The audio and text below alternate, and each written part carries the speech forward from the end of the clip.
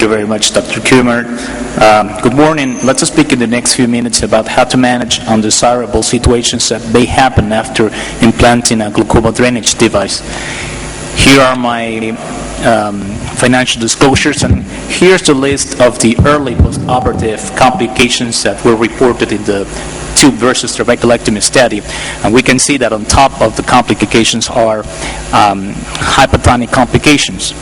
If we review here are the late post-operative complications. We're not going to review all of them, but we can group the most common complications into these four categories, which we're going to review in the next few minutes. One of the most common ones are hypotony, and it's very common when you use non-valved glaucoma drainage devices. What's the take-home message here? It's important to avoid it at all costs. So be careful when with your surgery. You made a good ligature of the tube. I used to use also a proline or a nylon into the lumen, and of course making some perforations into the to avoid those tension intraocular pressures in the next few days. If after doing all that you still have a flat or shallow anterior chamber related with hypotony, then you would consider the use of viscoelastic to lead with that. And if you have a very hypotenuse problem with kissing choroidals, then you will need to re-enter the operating room and fix what is going wrong. On the other hand, you have a post-operative elevated intraocular pressure, which is more common with valved devices. Actually, there is a very common phase, a hypertensive phase, that is seen in the use with AMET valve. And in that case, what you will do first is to use digital ocular massage and use hypotensive medications, and most of them will go well in the future. If after that you don't have the problem, then you will have to evaluate if there is some fibrosis into this around this valve. Some people have used adjunctive bevacizumab. There is a pilot study made in Mexico, but where they controlled better the hypertensive phase. However, we need confirmation with a bigger number of studies in order to confirm the utility of this way of treating the hypertensive phase. If you have an encapsulated cyst, then most of them are not going to respond with medical treatment or conservative treatment. Most of them you will have to unroof the bleb, and most of them, even if after doing that you have an encapsulated cyst again, then one of the good options that you could do is to change location of the valve. And so in that case you would use another quadrant, and it works. Another problem with encapsulated cyst is related with the material that it's done. It was more common with polypropylene valves. It has been seen less with silicone. And recently in Chicago, in the American Academy of Ophthalmology, this company launched a new model made with porous polyethylene. This material, the same one that is used in Medpor implants, is pretended to make the soft tissue to be included into this plate, and maybe diminishing the risk of encapsulation and that strong fibrosis around the plate. We still do not have studies related with this valve.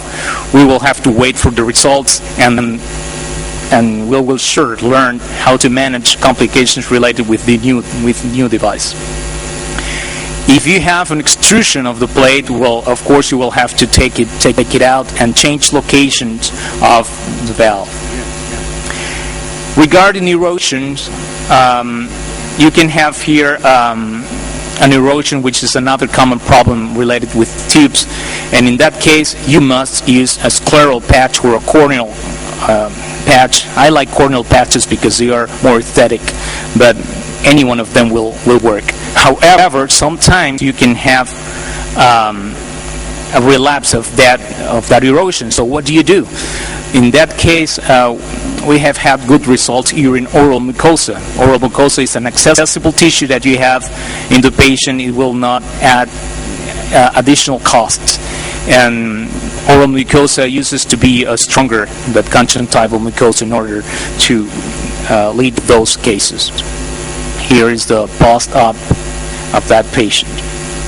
Now let's move on to corneal-related problems. Corneal issues are one of the most significant ones.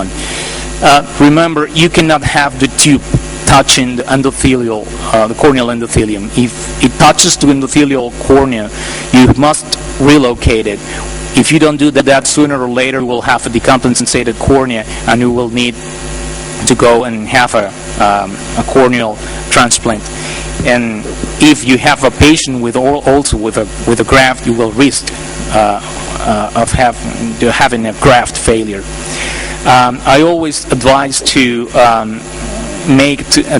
perform corneal endothelial cell count before inserting glaucoma drainage device. In that way, we can know if that cornea has a risk in the future to decompensate. If it has a low endothelial cell count, you better consider if you should implant that valve via pars plana. Here's a case that I put as an example to lead with a few complications. This is a patient that had 2 Hammett valves, and the supratemporal tube was touching the endothelial the cornea. So we are relocating it, and the intraocular pressure was of 24 millimeters of mercury, even with maximal medical treatment. So we decided to unroof the bleb and check if that valve was working all right. That's what we're doing here, and checking that it's filtering. Then we wanted to, here we are repositioning it and putting a corneal scleral patch. I like to use corneal scleral patch just because of aesthetic, but you can use a scleral patch as well, it doesn't matter. We wanted to use endocyclic photocoagulation as well. Let me see if you can see it well, where you can see the ciliary processes there. And looking at the inferior tube, there the tube was tucking, the iris, causing a uveitis. So the tube cannot be touching the iris either. So that's a way to trim the tube in order not to. So that's a way to treat 3 complications. Here's a case of another complication when you place a tube in the via pars plana. So putting a tube via pars plana is not free of complications either. In that situation, you are having vitreous blocking the tube, and look, it's like having to take out an spaghetti out of that tube. So in that case, you need a retina specialist to lead with that complication and free it. Last but not least, we have the motility disturbances, which are more common if you use a big implant. The bigger the implant, the higher the risk to have that kind of complications. And if you have it, you will have to enter into the operating room and remove the fibrous capsule. And usually you will have to work together with a specialist in strabismus to lead with that.